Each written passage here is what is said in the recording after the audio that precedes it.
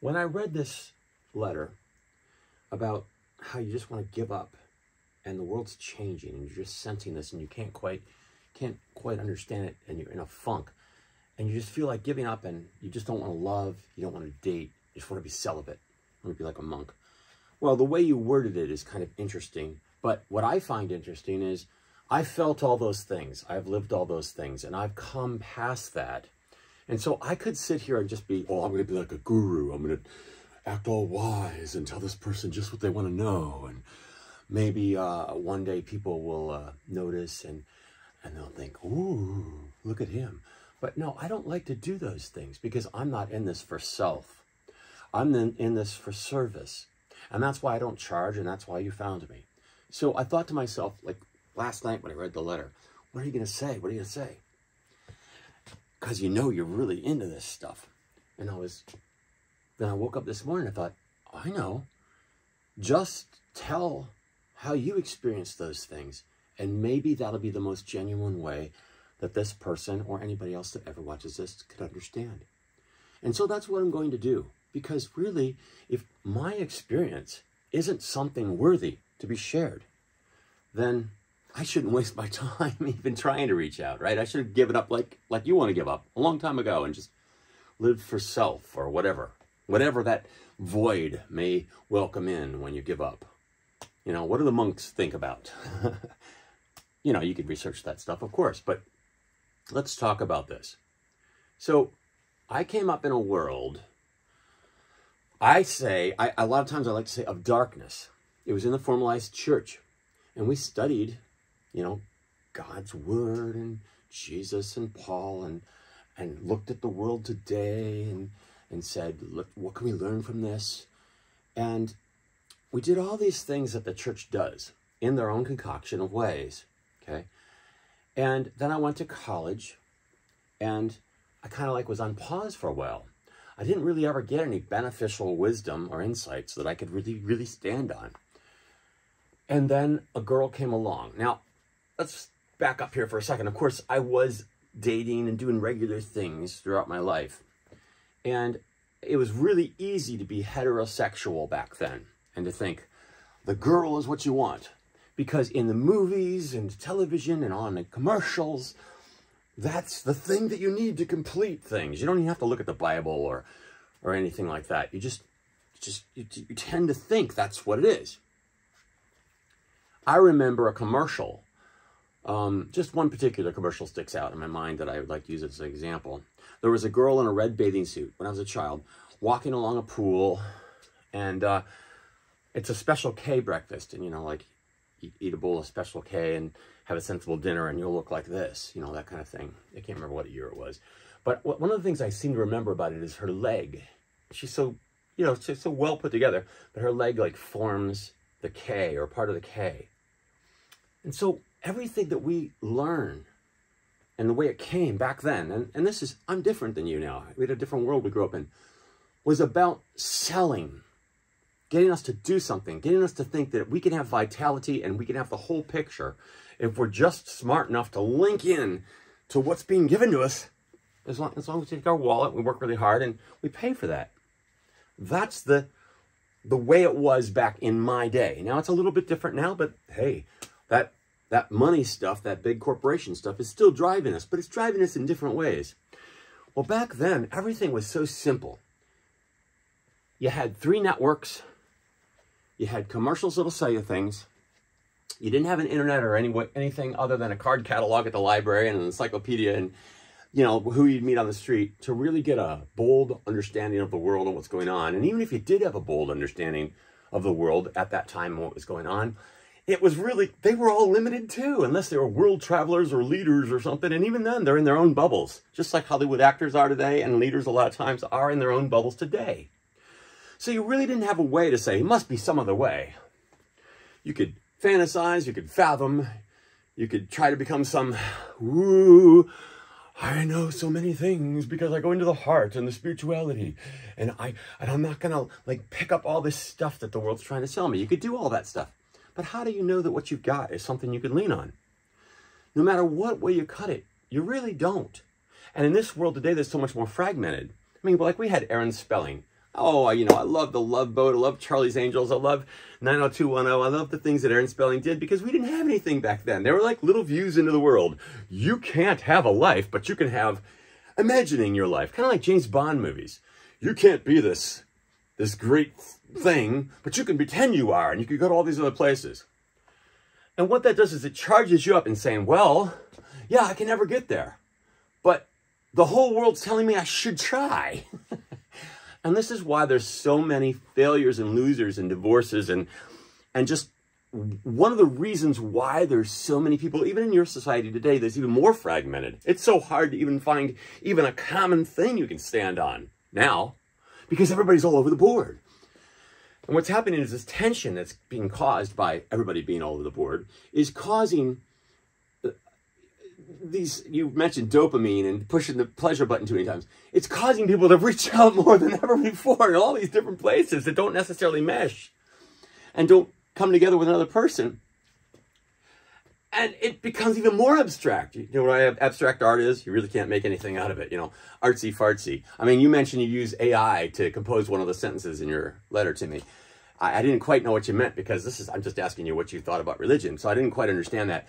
But, you know, the funny thing about it is abstract art and artsy-fartsy stuff is what's been replaced first by AI. Kind of shows it's just a waste. But what I'm saying is all this abstract stuff is causing increased anxiety. And each time you try something, and hopefully it's not drugs or something damaging to yourself, or hopefully it's not a guy that you really get into and wrecks your life and then just leaves you with a kid or whatever. It's hard. I know it's hard. And when I read your letter, I knew what you were going through. So let's get back to me. I went through all those things. And I got past them. But I'm not this wonderful thing. I'm going to give you everything I have and you can do it too. Because your world's different and I know that and you're a different person. And the way that you've been brought up and the way that you see things is a different way. So here's what conscious counseling is. You take and you say, this is the way I'd like to have it be. And you find where you need to be. You find your inner essence.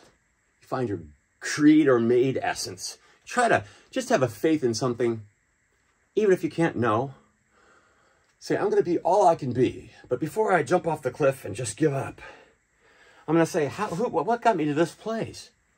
And obviously, you need to look at the world and the way that you're being turned into a consumer just to be a workhorse for everybody that's already here and established so that they can have what they want.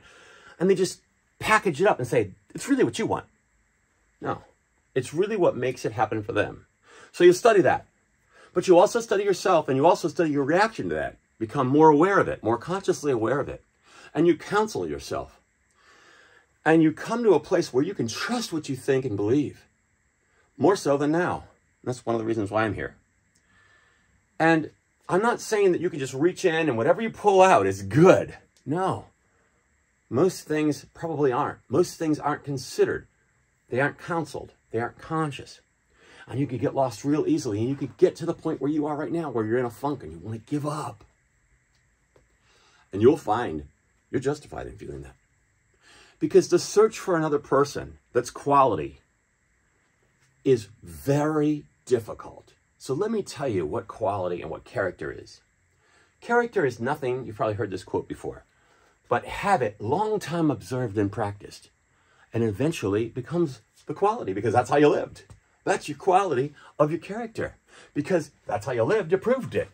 You didn't do it because someone else was watching. You did it even when no one was watching. If you're driving in your car by yourself, no one even knows you're doing this, but you're saying, how can I think about the others around me? How can I care about the way that I do things? No one will ever see that. And if there's no God, even God won't see that. But you will. You'll know that you shaped yourself and you put barriers to everything else that was trying to shape you just for their purposes. And you'll know that you're genuine. And you'll continue to do that counseling, that conscious counseling every single day. And what'll happen is you'll start to realize that what you set your mind to can be achieved, even if you're with somebody else you're having a hard time relating to, or they're gonna trash you, or you made a mistake, or you gave them the milk, without buying the cow, You ever heard that expression? What happens is you go down this rabbit hole, this slippery slide, and you find yourself like everybody else. And unless you differentiate yourself and you make yourself different and you become consciously aware, by the time you try to sort it out, you've got so much burden on your back, you're never going to sort it out. I was like that, and that's why I'm going to talk to you about me. So I find that I give myself to whatever girlfriend I am. I'm nice and kind and decent, but I also didn't have any life experience. I didn't have any wisdom. I was young and naive and stupid. You're probably finding all kinds of people in the world that are even older and naive and stupid. But here's the difference. I'm not any longer. What happened? I gave myself in good faith to any girl that would come along that I thought was attractive and that I wanted to be with and say, okay, they'll want to be with me too. I'll go ahead and I'll go down that road a little ways and try to be there for them. And one after another kind of rejected me. Didn't work out, whatever. And I think a lot of it was because I was boring, because I didn't know anything. And even though I was trying to give, they wanted some spice of some other kind of thing. I'm just thinking this. I don't know for sure. I never found out. It doesn't matter. Because I know that each one of those people would like to be with me now, because I've shown myself all the way through life to have character and to be genuine. But those people are hard to find. When I look around, I don't find a lot of them. I see some people that have been together a long time, but it's probably because of convenience. I actually believe the divorce rate is kind of low, because I don't believe that most people are genuinely married in the first place. They just think, oh, I'll hitch a ride on this for a little while and hope it works out.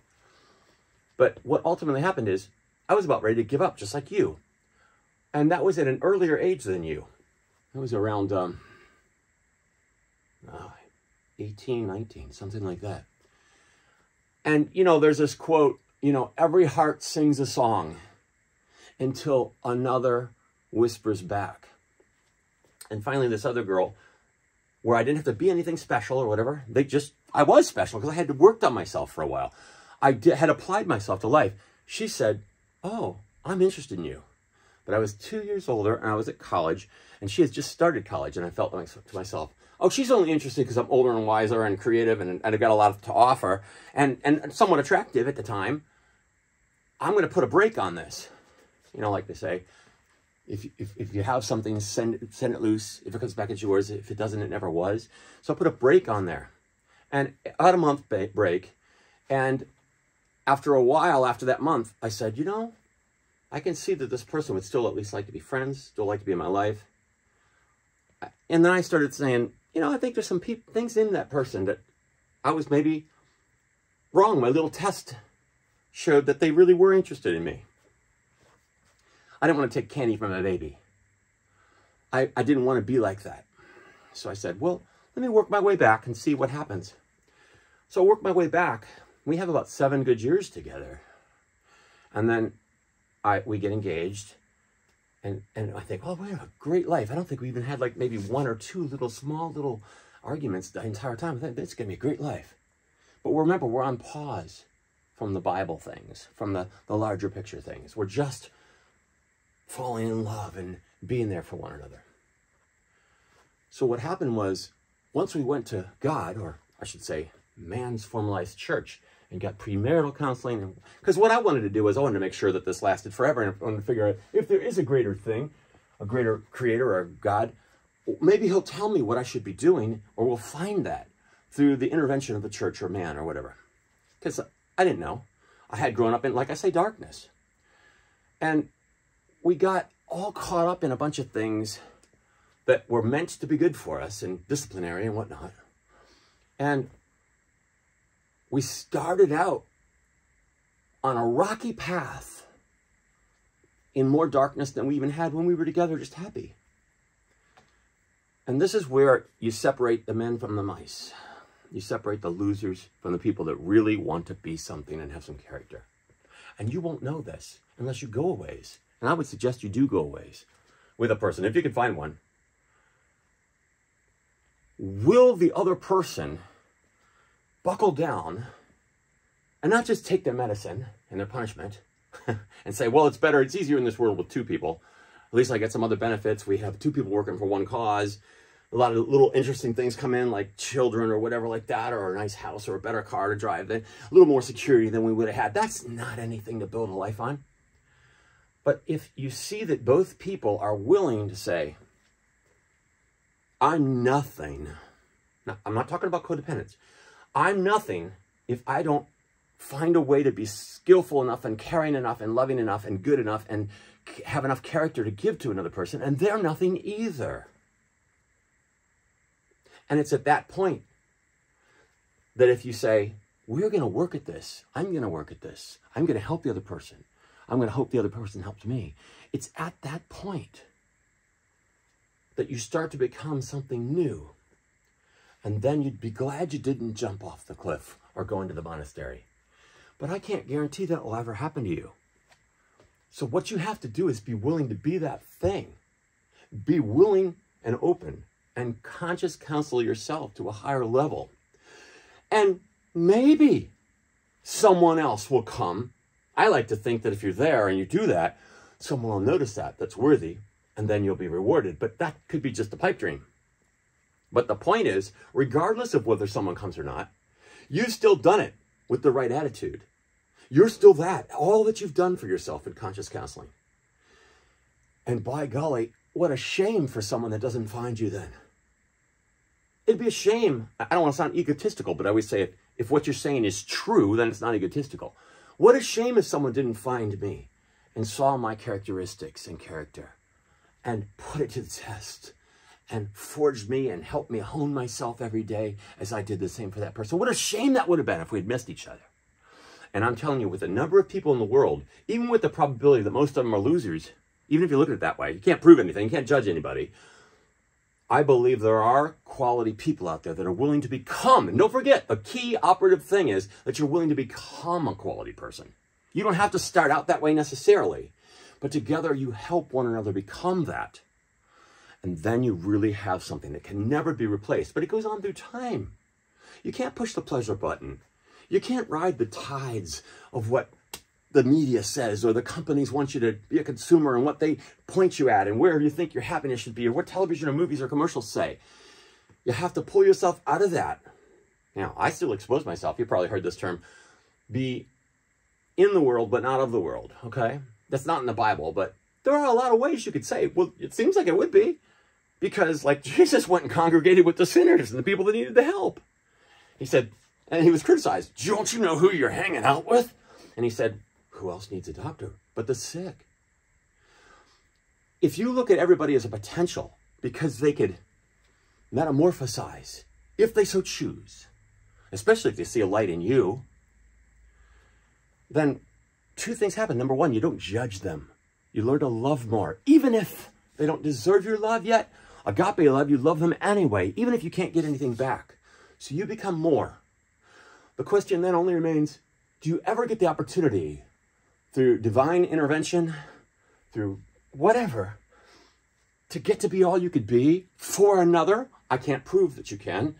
I can't assure you that you can.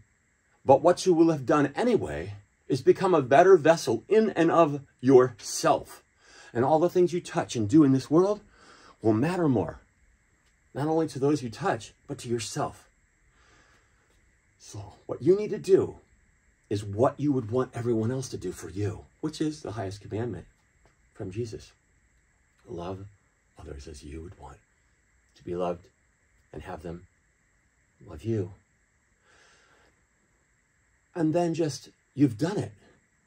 If the reward should come that another person, but don't try to be codependent, don't pray for this to happen. If the reward should come that another person is like that or can become like that, becomes there for you, wonderful. But even if it doesn't, you've already done something great, and your life purpose and your life story will be so much better than shutting yourself away and giving up and being in a funk. So I'm telling you from a place a little older than you. I'm almost 60. About to turn 60 eventually. 59. I can't believe I'm 59. I'm actually one of the youngest 59-year-olds that I've ever seen that I'm aware of. But I have enough experience to where if I would feel that if I didn't share this when someone asked, wow, what a shame. I won't get anything out of it other than knowing, like I'm saying, you become what you could be. You do it anyway.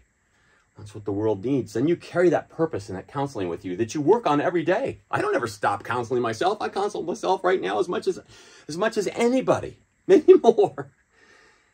And every day, you're that thing that you've made, that habit long observed, that counseling, that search long observed, the not giving up and throwing away and being in a funk and seeing what you see out there is all there is because you're creating something that no one else can create. And I want to tell you something. All my highest answers, I have no one I can look up to. No one. You know, I have to look towards a fictional character like Jean Valjean in Les Miserables or something like that, or the priest that gave him the candlesticks.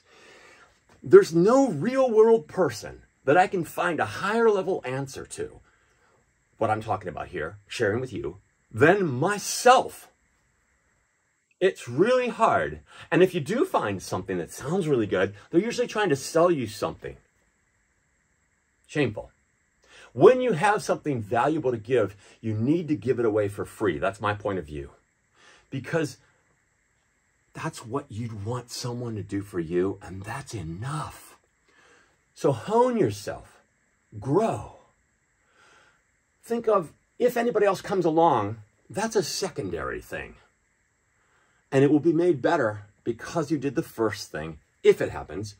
But your life will be worthwhile, and you'll have more to offer yourself and everyone else, regardless of what happens in life. Remember, a life of 1,000 years can be a tragedy. A life of a single day can be a triumph. There's no guarantee how things are going to work out. But when you look forward positively with this, regardless of what anybody else is telling you in the media or in the large corporations that are trying to make you what you're going to be so that you'll fall into their places, or other things you're just not aware of, or whatever you feel like if you do drugs. I've never done drugs. I don't need to do drugs because I can talk about these deep concepts and go away to different magical fathoming places anytime I want to. I would encourage you to do that as well. Make the brain work. Use the discipline that you give and offer yourself in the conscious counseling. Make that your greatest ally. But don't be egotistical unless you know that what you're saying is truthful. Don't even put it out there because it should be read on you. Anybody that hears you speak or sees you act or observes you for any length of time should be able to see that, or even the 15 minutes or so that I spend with you. You should get to that point because that's a worthy point to be at and continue to counsel yourself every day. You never end. Don't ever reach a psychosocial crisis where you cannot learn anymore. You're in a funk and you can't beat yourself out of that paper bag. Don't ever let that happen. And know that there are people in the world like me that can tell you the other side of the coin, that this can be real and that you can make that happen too, because I have. So I've shared some of my story, given you some advice. I hope that this touches you in some way. I'd love to hear back from you. You know, not only now to say, hey, okay, I'm going to think about those things. I'm going to think about those things. Thanks for taking time, whatever. But maybe in the future, if you do go down that road away and you start to see some of these things that I'm talking about now actually do seem to be transpiring, at least you didn't jump off that cliff and go and join the monastery or whatever, you start to see some positive things. Even if that person doesn't come into your life, you say, hey, we're two birds of a feather now. We flock together. I want to share some things with you that were positive about what you said. I did it my own way, but I got some things out of it. I miss that from a lot of people because the people I speak to, I don't even know if they understand what I'm saying. And I, of course, won't know if you understand what I'm saying. But I'm going to say it anyway. So you go out there and become all you can be. And you say it anyway. Sing that song that the heart sings. And maybe someone one day will whisper back, I'm not available, but I'm already whispering back. That's worthy to do. I'm Paul Roberts. And this is Conscious Counseling 101.